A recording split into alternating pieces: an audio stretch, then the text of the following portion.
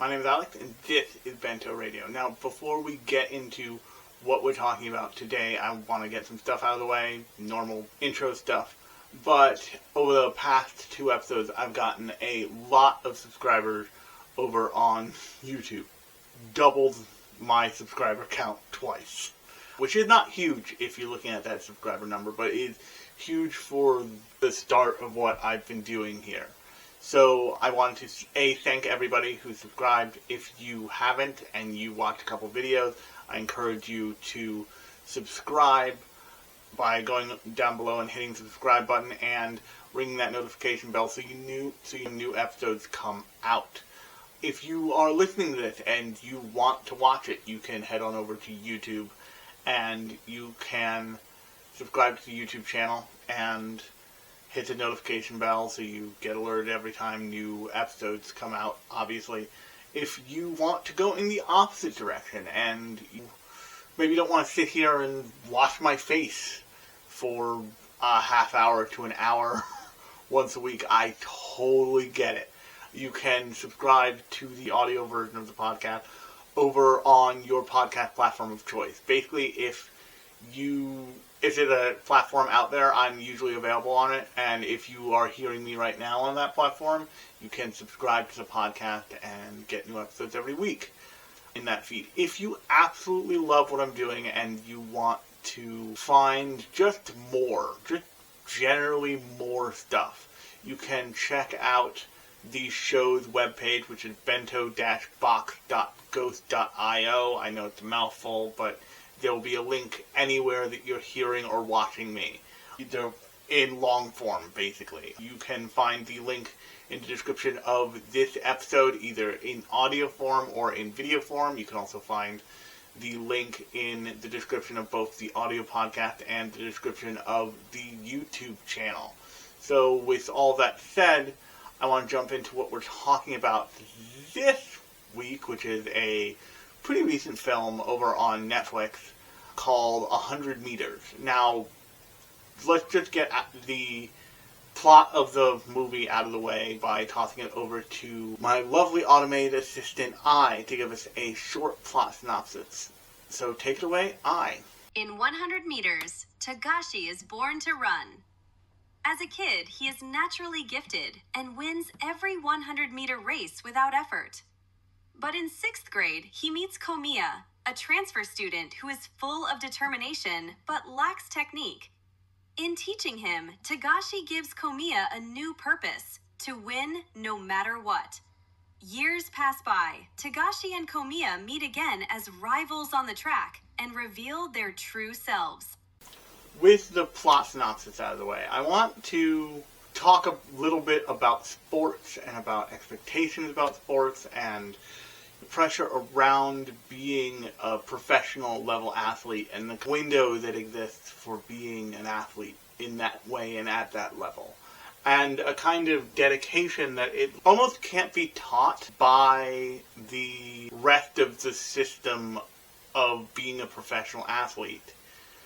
Because, and most people won't see this unless they're really die-hard fans of things like long-distance running, figure skating, the Olympic sports, the sports that we all get invested in Olympics. And when we see an Olympic game elevate something to an international level, like they did with breakdancing in the last Olympics in France, it's a huge deal. It makes a sport shape up and professionalize in a way that maybe was happening already, but doesn't happen to the same degree. You saw in the previous Summer Olympics them do the IOC, which is its own nightmare of a thing, do that with skateboarding.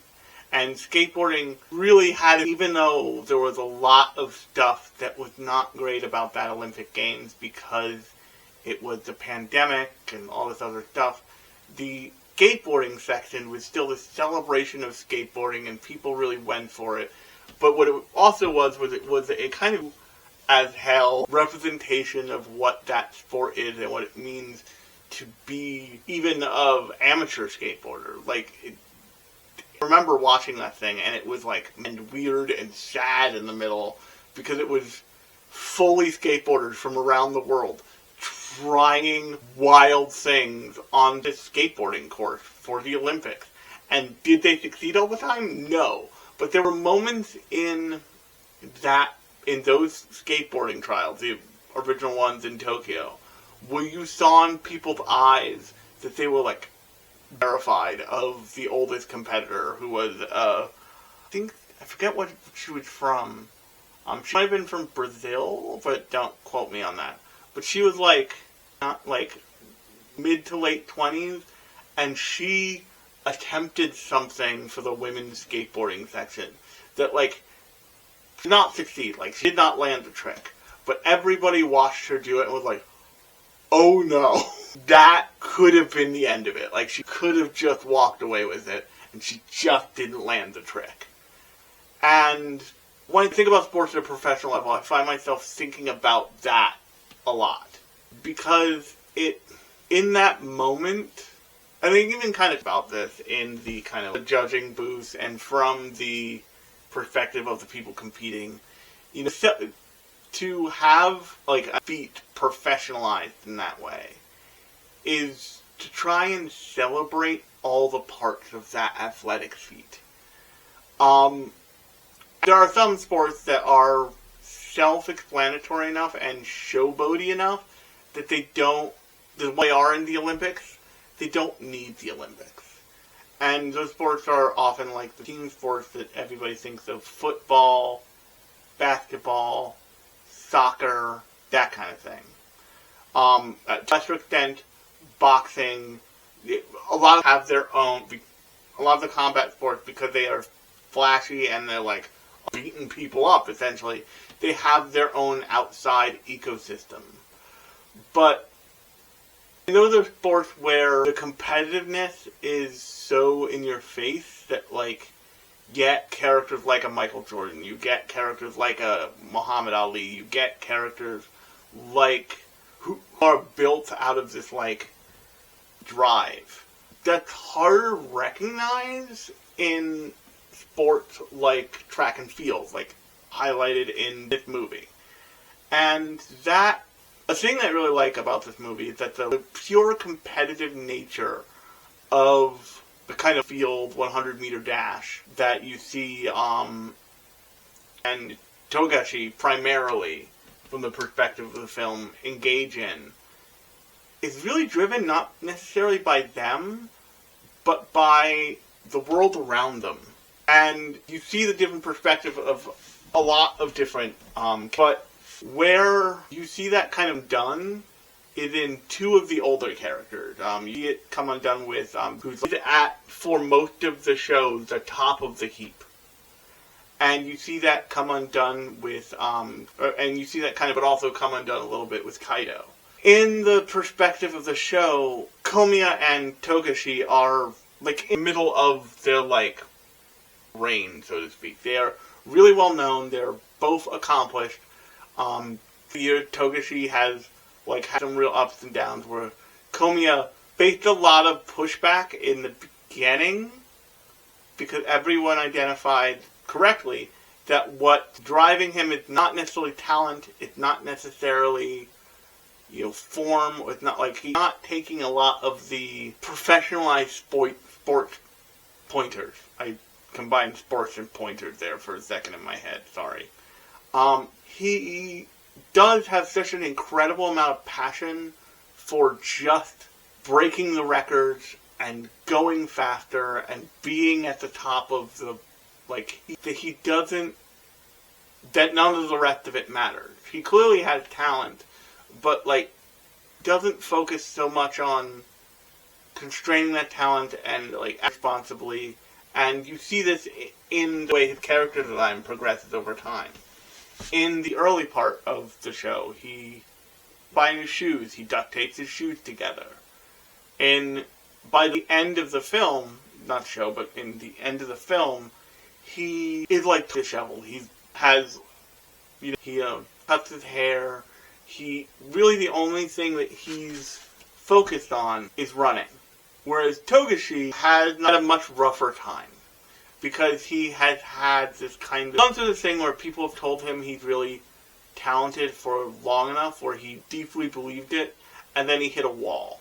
And that's really hard in any scenario. Not just sports, but sports is the easiest way to encounter it, I think. Sports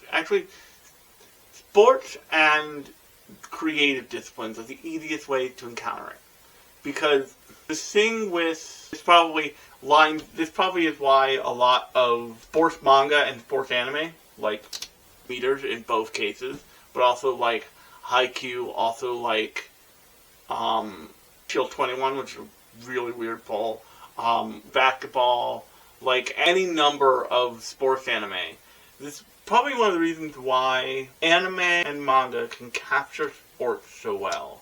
It's a lot of things that line up with your experience as a creative person going through the world and as an athletic person going through the world. Both versions of that, of progressing through the world in those ways, value talent, praise talent, but once you get far enough down the path, you are either told or you realize that talent isn't all that's important. And that eventually that, talent will stop being as valuable to you. And you have a couple choices of the way to pursue that beyond what you've already got in the tank. And in his case, that talent was always overshadowed because he didn't really have any talent for running. It was pretty clear in the beginning of the movie that not a thing he was talented at, but he had a passion for it. And he had a passion for it because it helped him put... And you hear a lot of artists and you hear a lot of actors talk about this, but he had this passion for running because it helped him put his thoughts of the rest of the world to the side for a brief moment. There's a great interview with Jason Segel, not Jason Segel, Jason Segel. I think that's what I'm thinking of. Anyway, the guy who's in Shrinking on Apple TV+. The coming back, I think, next month, but at the time of recording this. But he's on the press circuit, and two shows I really like on YouTube that's really interesting interview format to me, and you've probably heard of them if you're watching. Hot Ones, and the second one is Last Meals. And the reason why these shows are really interesting to me is because both shows do their best to get out of the way, help the person being interviewed get out of their own way. Like, get them out of such a media train, such a controlled space, that they kind of short-circuit around that a little bit with food. In the case of Hot Ones, it's torturous hot sauces, what they call the wings of death. And in the case of Last Meals, they ask the guests these incredibly personal questions of what your last meal was, and then they take them through it in a really way that allows and permits, on both shows, the guests to be really expressive in a way they don't get to in other capacities. In Jason Segel's case, he was talking about he found acting to give him a space to not be as awkward, give him a space to kind of his own reality of being a weird kid out of his head for a moment or two. And that's pretty one-to-one the way that Komiya talks about running. And there's a thing that we all do that we don't realize we're doing. And that is, we all want to experience and reward great talent. One of the reasons why we all love the art of anime is that it is great storytelling and great artistry combined to make a really cool thing. And the way the world has devised to reward great talent in any capacity is to elevate it. So for star athletes, who are going somewhere, that elevation looks like a level of celebrity, a level of comfort, a level of not having to worry about all the other stuff that's out there, because characters like Komiya, characters like Togashi, characters like Togashi is probably the bottom rung of this, actually. Characters like Zaisu, characters like are given space to focus on what they think is important, which is track and field. In the same way, artists are often, if they're talented enough, and if they're talented and skilled enough, and it's never just talent, I want to be clear, no amount of great achievement is truly and only done with just talent. If somebody tells you that they are achieving those things, they probably don't realize the amount they're doing. Or they do, and they want to, like, it off as not that. And whereas Togashi's kind of throughout the film is one of someone who had great talent and then hit a wall real hard, and the system doesn't quite know what to do with him, if that makes any sense. Komiya is largely absent for a lot of the film. He's kind of a cipher of a character where you get to see little pieces of his life, but you don't get quite as much of the solution as you don't get quite not the solution as much of his story as you do for Togashi. Togashi is really the main character of the whole thing. And the reason I think that they want to make him the main character is because Komiya is from a way different background. He comes at the competition style of running and of field as ignoring the people he's competing with. And what they do for him is they kind of him in front of Zaitsu, who's this show. This film's he is the top of the sport until literally the last two races of the film.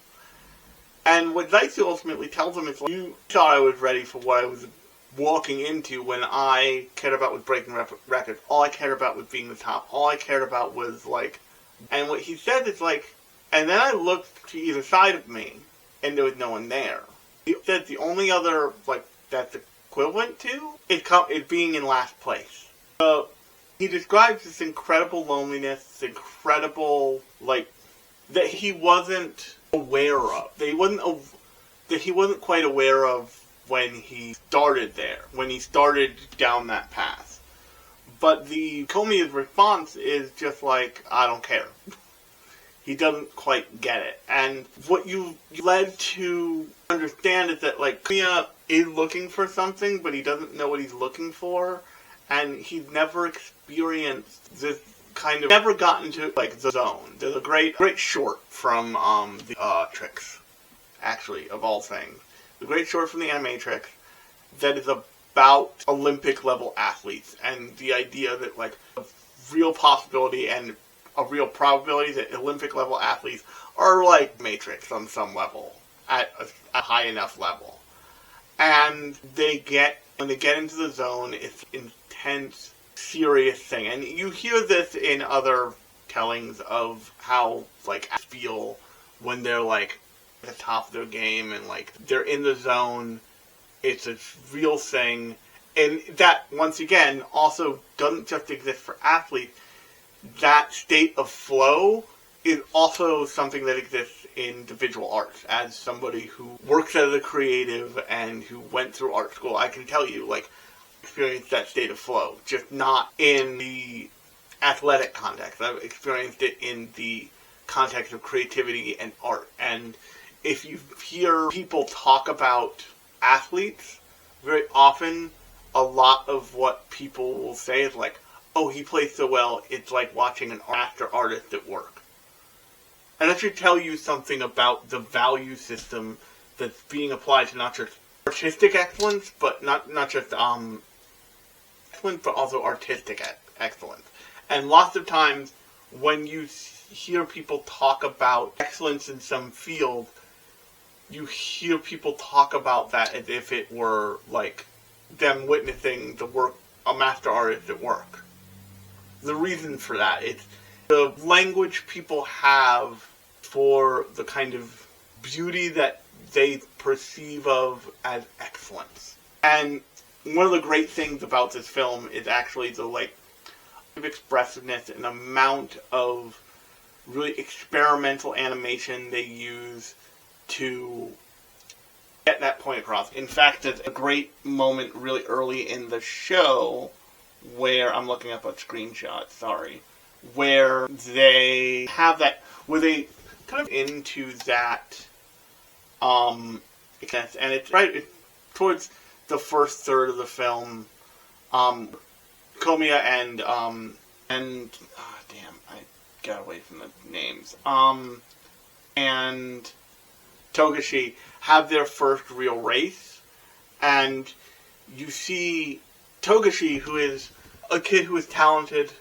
who had been told he's been talented, who has been, even as a young kid, because this happens, both the arts and in athletics, if you're a young person, if you're a young kid, and you display some kind of excellence in those things, there's a whole system built to, like, nurture that and help you make that into something that you wouldn't be otherwise. A perfect example of this from my own life is I'm pretty good at poetry. Like, I'm better than you would expect at poetry.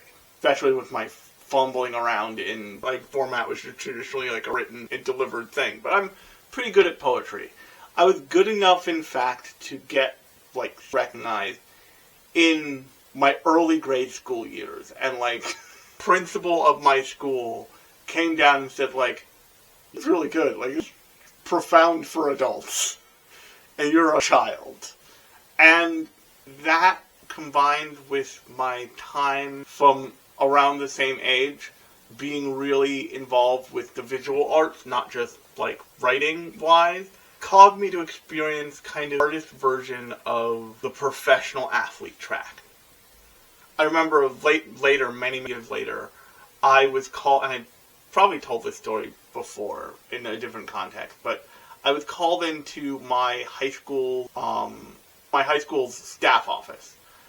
And I was like, and I've pulled me out of class for this, which was very strange. And not like they pulled me out of art class, like they pulled me out of, like, some history or something at the time. Something, like, you don't want to pull a kid out from, like, the reason I'm about to tell you. Or at least you would think you wouldn't. And kind of staff, like, guidance counselor and the principal and the vice principal sat me down and like, Alex, we're about to buy a sculpture to put in front of the school. What do you think? And I, as like a punk teenager, I'm like, what do you mean? Why are you asking me? And all of the teachers, all these authority figures, looked me straight in the eye and went like, we're asking you because you're going to do this for a living. You may not fully acknowledge that yet in your head, but you're going to be a creative person as your, like, so we want to ask your opinion. Because if we can tell that now, your opinion is valuable now. And I gave them my real opinion, and it, like, shook me at the time. But looking back at it, they were totally right. Like, all the warning signs were there. They were deeply correct. And they were also correct to not have that same posture towards necessarily everybody else. Because everybody else, it could have gone one way or another. There's a specific vibe to people who are going to go after it like that. On a professional level. In any field, not just the arts or athletics, but in both the case of the arts and athletics, there are systems set up by the world to acknowledge that talent, help those kids nurture it, and try and point them in the right direction of, like, the next step for them would be if they want to, say, a poet laureate, be a star athlete, those kinds of things. Now, to be clear, to be able to do those things also requires a lot of privilege. Like, an incredible amount of privilege.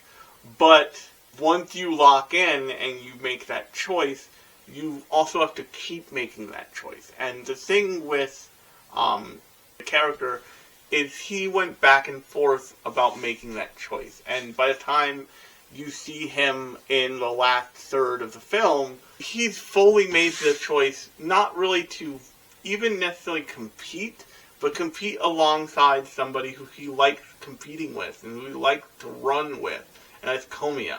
And he says to Komiya again what he said to Komiya years ago in the timeline of the film, but in the first third of the film, in the actual runtime, and that is, you can fix everything by running the 100-meter dash.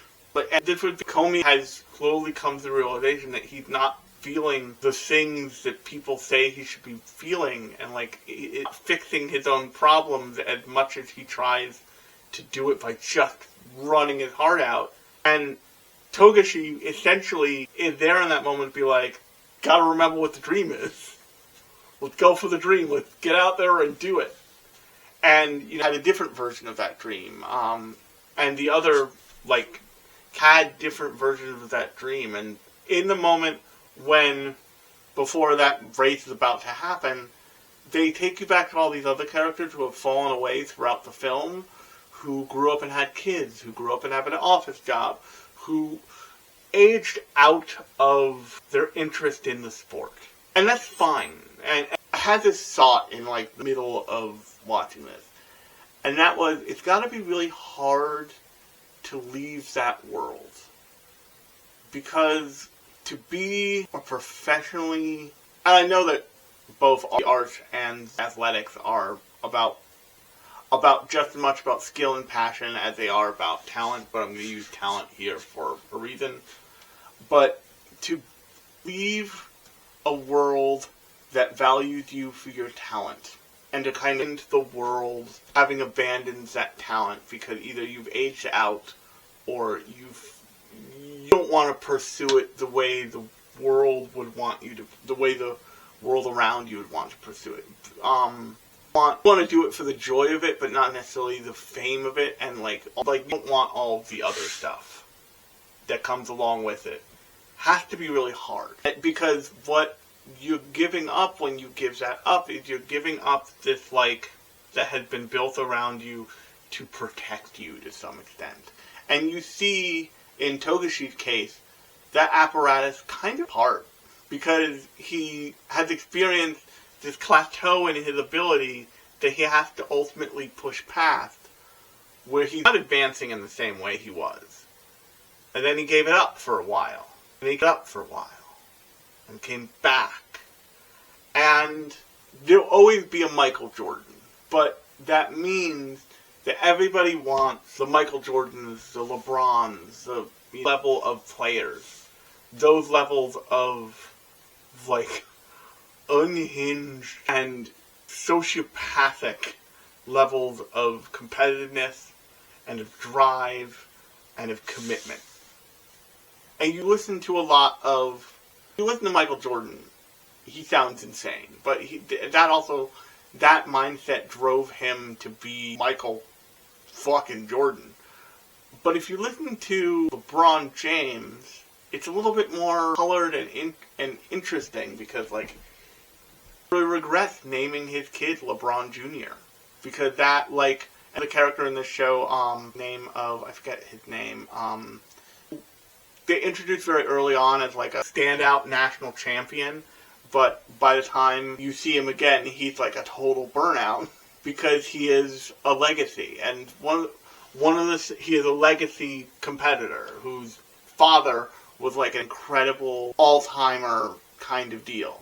And that's another hard thing that can be true of athletes. Now, also true in many ways of artists. Art are considered legacy in the same way. Once again, regardless of where you see talent, you'll often see the same hallmark of how to reward that talent and how to that talent. You look at politics, you see the same thing. People desperately want Michelle Obama to run, or I'm sure people have asked about Sasha and Malia, and that sucks, because none of them want to do that. They just don't. Hillary Clinton, Bush nonsense. It all, this real system for rewarding talent and skill and the pursuit of both, and one of the best ways to see that is actually in sports. And this film shows characters going through that. And, there's, meaning of life stuff, but it's really all wrapped up in, characters are all, level talents. And some of them are multiple, is clearly like multi-generational level talent who still got it a little bit. But that doesn't mean that there's not struggle there. That doesn't mean it's like they don't try to push like themselves and past each other. The thing that I'll say that what I was the most surprised by this film is that the film builds up to like the moments where Komiya and Togashi meet throughout their lives and throughout their careers as professional track and field stars.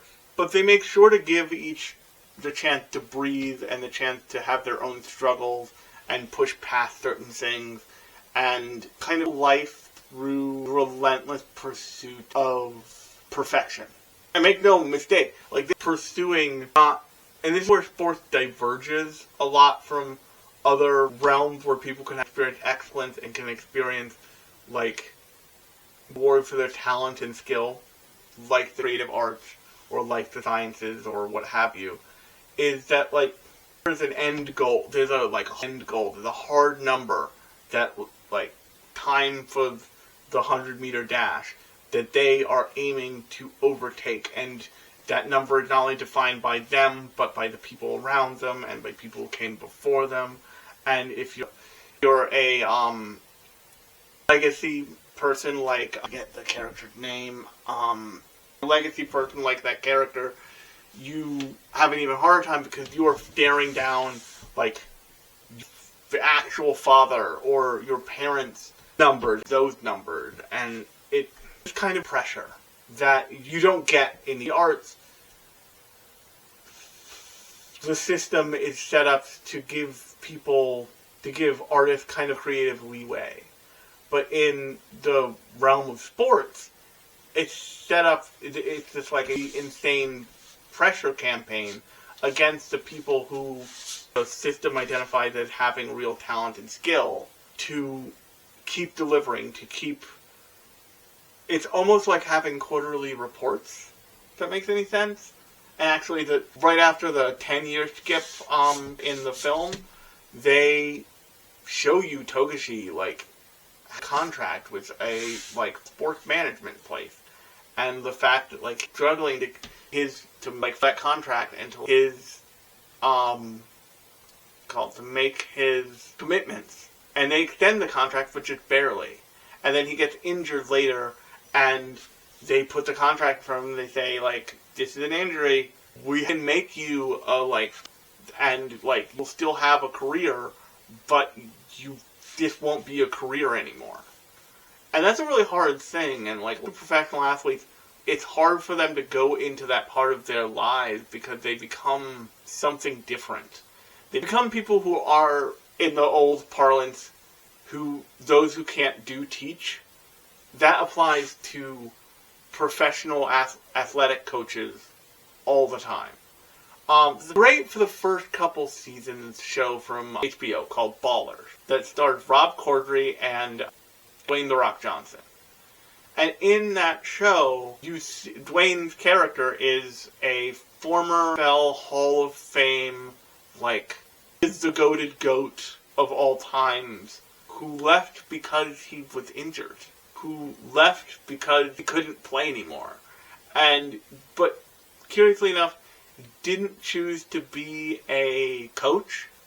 He chose to be a money manager.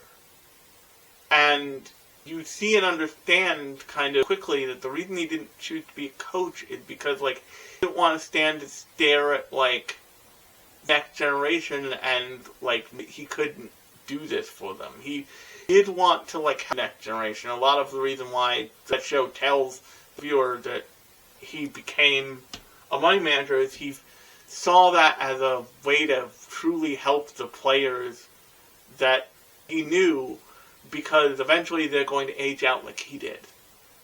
And then what are they going to do? This film isn't focused on that at all. It's not focused on the after of these characters at all. But there's this scary moment where it poses the idea. Where it sits Togashi down and says, at some point you won't be able to cut it, kid.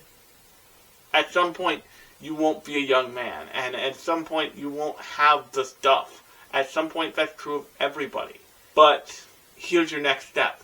And the film what the film doesn't say in that moment is it says, this will always be here. This is the next step of your life. This is a step into adulthood for your life. Will you always have a level of expertise you can trade on? Because you were such a talented and provenly skilled track and field star for years. And that's a lot of what happens to athletes after they retire, is they become coaches, and they become star trainers, and it becomes like they become the people who support, identify, and bring up, in many cases, the next generation of people. The legacy character, I really gotta find it and remember his name, but the legacy character, was like a track and field star when was in elementary school and came to see him, was identifying Togashi as like the next big thing.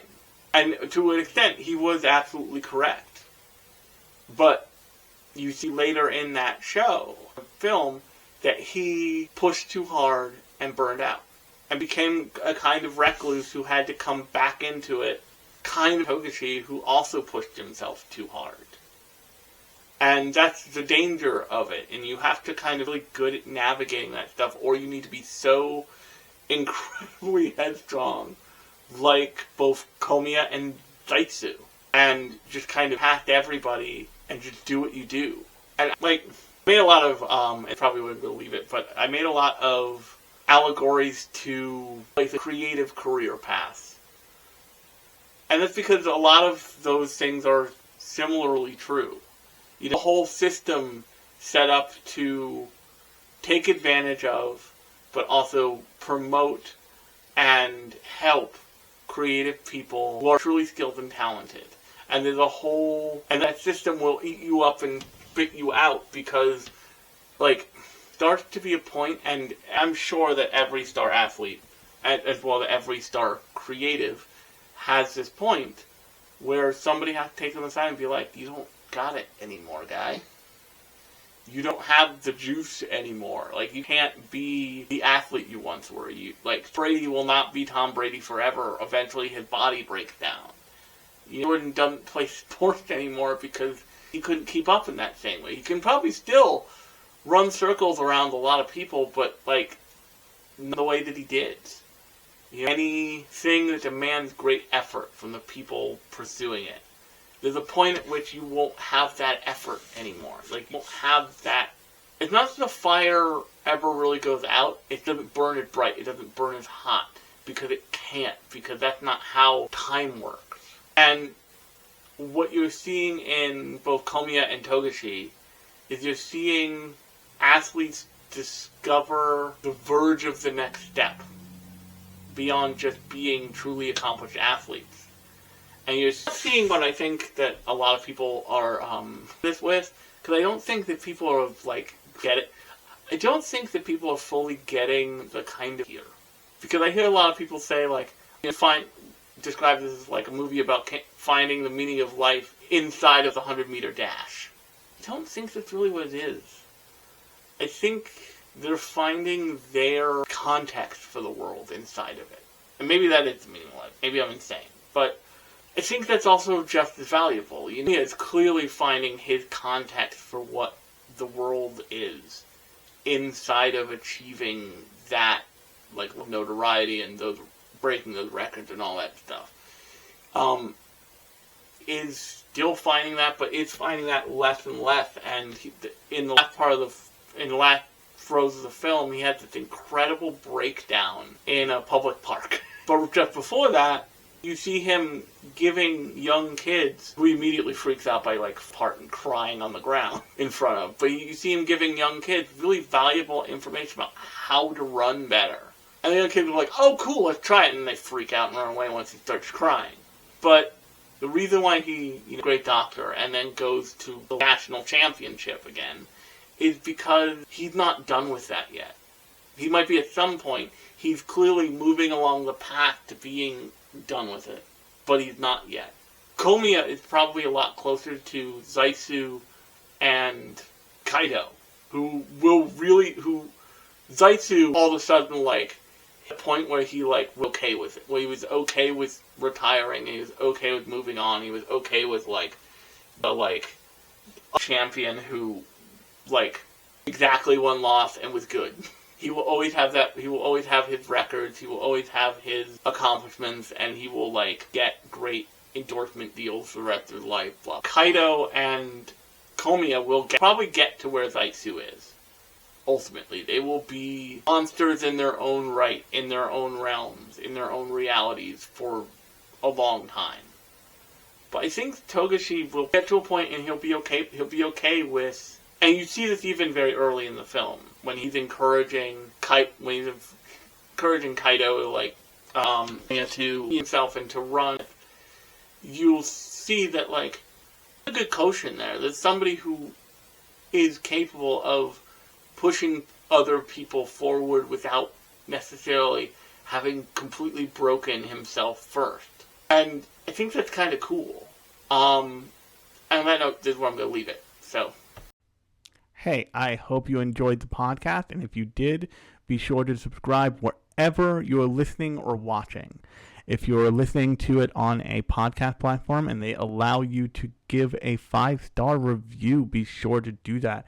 If you're watching this on YouTube and you really liked what you saw, be sure to subscribe to the YouTube channel and like the video.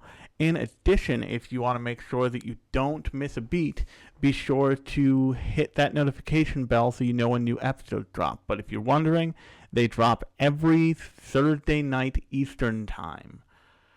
And on that note, if you really love the podcast and you really love what I'm trying to do here, be sure to give the website a look. That website is bento-box.ghost.io.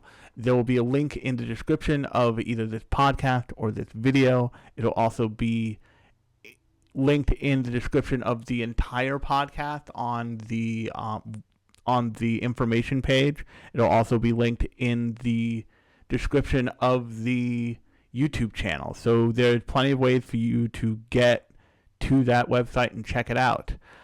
If you want to follow me, my social links are also listed in the footer of that page. So once again, go over there to find that stuff. But I hope you liked the episode. I look forward to talking to you next time. But until next time, I have been Alex. This has been Bento Radio, and I'll talk at you later.